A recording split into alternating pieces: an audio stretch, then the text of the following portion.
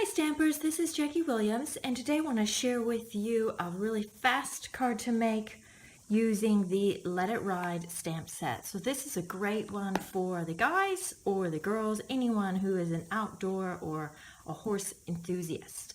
So let's get started. First, we're going to start with a strip of the watercolor paper, and this would be the length of your card. In this case, I've made my card 5.5 inches, but you can make that smaller or larger. And this is about 1¼ inch here. This was actually just an offcut, so you can make it also a little bit taller, probably not much shorter for this one. So first we're going to stamp the pair of horses, and I am using StazOn because we are going to watercolor. And then we're going to stamp the trees in the background, but we want them to actually go behind our horses. So I'm going to show you a really easy, simple technique called masking. So what I've done is I've cut out the horses. I just stamp them on like printer or copy paper. Cut them out. Don't worry too much about their tails and things. And then we're just going to lay that over top of the horses. You could also use Post-it notes. I've just got copy paper here. And we're going to ink up our tree stamp. Make sure it's nice and wet. And then we're going to stamp it over top. And then again, oops, just make sure it stays in place. This is where if it were a Post-it note, it would be handy. And you can vary the tree. So some of them are taller and shorter. I got one kind of light tree there, but that's okay. We're just going to roll with it. All right, so there. So you can see that the trees are now kind of behind the horses. And this StazOn. You will want to cover that as quickly as possible because it is alcohol-based, like isopropyl alcohol, and so it dries very quickly. Now first we're going to do a little wash, and you could use Balmy Blue, or I'm using Pool Party. And you want to get your brush pretty wet, and then just grab some of that color. Maybe I need a little bit more. There we go. Grab some of that color and just give it a wash through the sky area. And I'm leaving kind of some white edges around the top and the sides of the stamped piece here. I just like that look. Then it looks like the color is just sort of, you know, partial rather than the whole thing being a solid color, but that's completely personal preference. Now you'd want to let this sit and dry. I'm just going to dry it quickly with the heat tool. That's probably the main tip with watercoloring, is to allow your layers to dry in between. Then I'm going to do one horse soft suede and one horse gray granite. Doesn't matter which. So I like to kind of put down a light layer of color and just kind of get rid of that color and move over to the soft suede.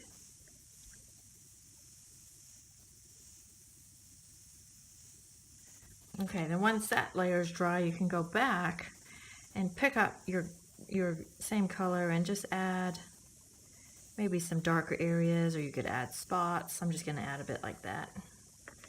And this guy, I'll go more on his back, a little darker. So something like that.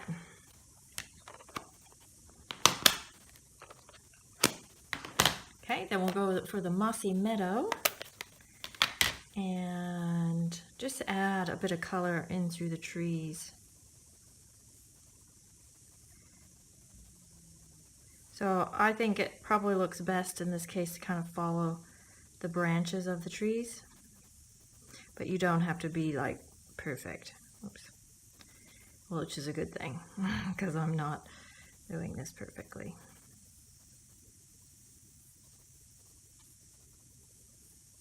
All right, there we go. Okay, then we're going to mount that onto a piece of basic black. You don't have to color on your hand like I do. You could have a piece of scrap paper that's probably a little more civilized. Okay, and then I have a piece of early espresso, and I'm actually going to tear the edges of that. Tearing is something that hasn't really been, you know, overly popular recently, but it is quite nice for, you know, your more masculine cards or your more outdoorsy, rustic-looking cards, and then we'll adhere that onto the early espresso.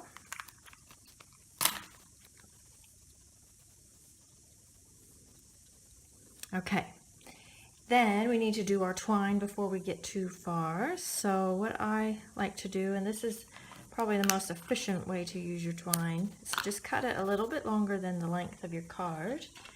And then we're just going to tape that around the back.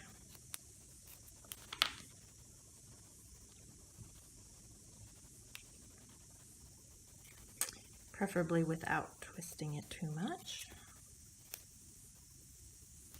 Or at all, really. There we go.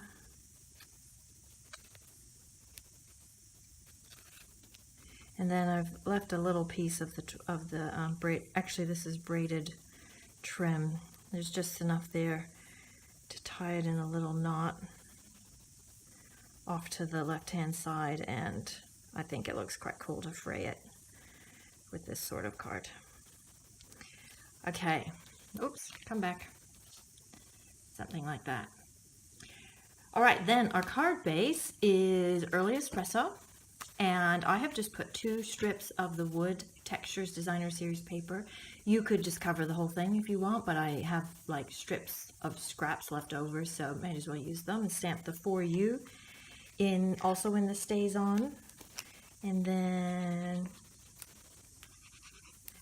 I'm running out of glue. There we go. And then you'll just position that wherever you think it looks good to sit on your card front. And then the very last thing is we'll just add a few sequins.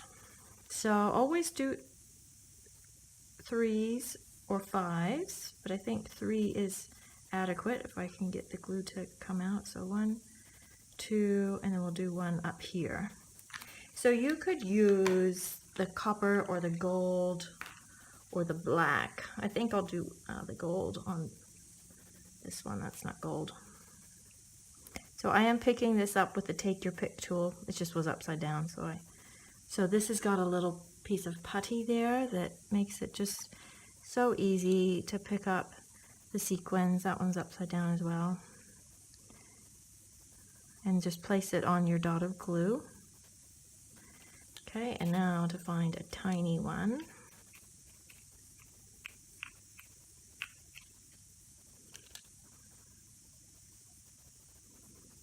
And put that one up there.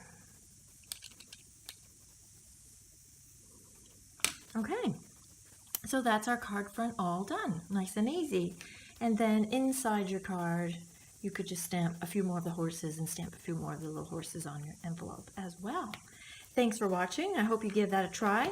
Maybe learn a little bit about watercoloring and also to use this fun Let It Ride set. This is Jackie. See ya.